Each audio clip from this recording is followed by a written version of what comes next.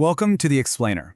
Today, we're diving into a fictional attack in Delhi, but one that exposes a threat that is very, very real. You see, the real story here wasn't the physical explosion itself, but the digital ghosts that it unleashed, and what that means for national security, really, for everyone. So, right off the bat, the analysis makes us ask a critical question. The actual blast near Red Fort was small. It was contained. But the real issue, the one we need to grapple with, is what happens when the digital chaos is the real weapon. And this really shows you the incredible contrast. On one hand, you've got the physical damage, limited, manageable. But on the other, the digital fallout was instant, it was nationwide, and it created a crisis that just dwarfed the initial explosion. That's because this was never meant to be a traditional attack. No, this was a hybrid event. It was carefully designed so that the digital disruption would act as a force multiplier, amplifying the physical impact 100-fold. I mean, just think about how fast this all happened. Before investigators could even get to the scene, a tidal wave of misinformation had already taken over the narrative. You had old videos from Gaza being passed off as Delhi CCTV footage. You had these coordinated foreign accounts pushing this idea of a mechanical accident. And all of these lies were being spread in multiple Indian languages, completely burying the actual facts. What this attack really did was shine a massive spotlight on a huge vulnerability. And it all comes down to this one key idea: digital sovereignty. It's really about whether a nation can control its own digital world. And the analysis here does not pull any punches. It's simple. In the 21st century, national security and digital sovereignty are basically the same thing. If you don't have control over your data and your platforms, you really don't have control over your own security, period. Okay, so you might be wondering, how on earth did this happen? Let's break down exactly how the attackers were able to exploit these weak points.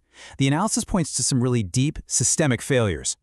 The report actually highlights 7 specific failures. But for our purposes today, we can really group them into 3 major themes that tell the whole story of what went wrong.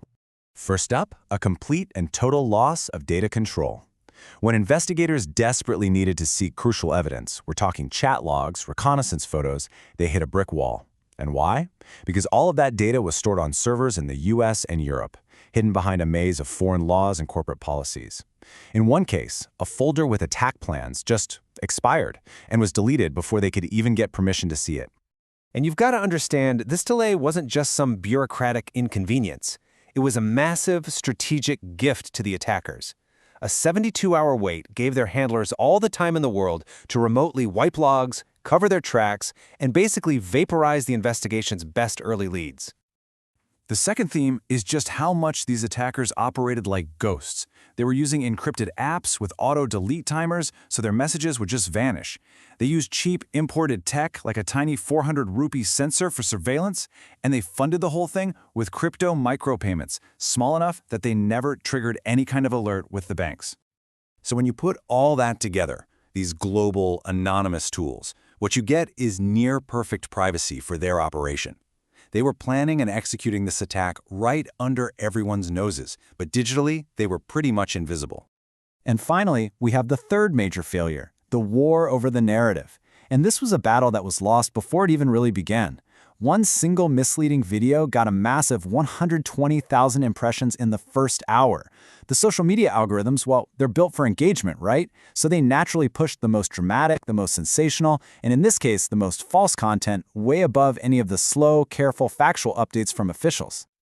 Okay, so you see all these failures laid out. And the big question is, what do you do about it? How do you fix this? Well, the analysis lays out a pretty clear roadmap for building what it calls a digital fortress.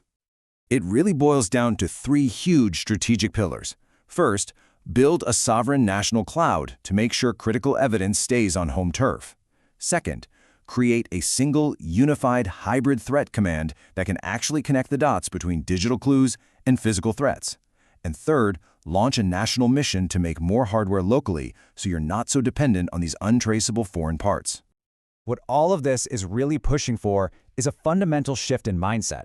It's about stopping to think of technology as just a civilian tool or a convenience and starting to treat data, computer chips, and digital platforms as what they really are, critical national security assets.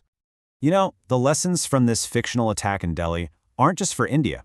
Not at all. They're rewriting the rules of security for every single nation in this hyper-connected world of ours. This chart does a fantastic job of breaking down what modern hybrid warfare actually looks like. You've got the physical layer, right? The bomb. But then you have the digital layer, the encrypted chats. Then the cognitive layer, which is where misinformation grabs hold of people's minds. And finally, the geopolitical layer, where foreign laws are actually used as a weapon to slow things down. That is how a tiny physical attack can spiral into a massive national crisis. And that right there, that's the heart of it. In the world we live in today, a nation's digital borders, its control over data, over platforms, over the public story, are every single bit as important as the physical lines you see on a map. Which leaves us with this final, really important question we all have to think about. In an age where attacks are becoming more and more digital, more cognitive, how can any nation claim to be secure if its digital front doors are left wide open for anyone to walk through?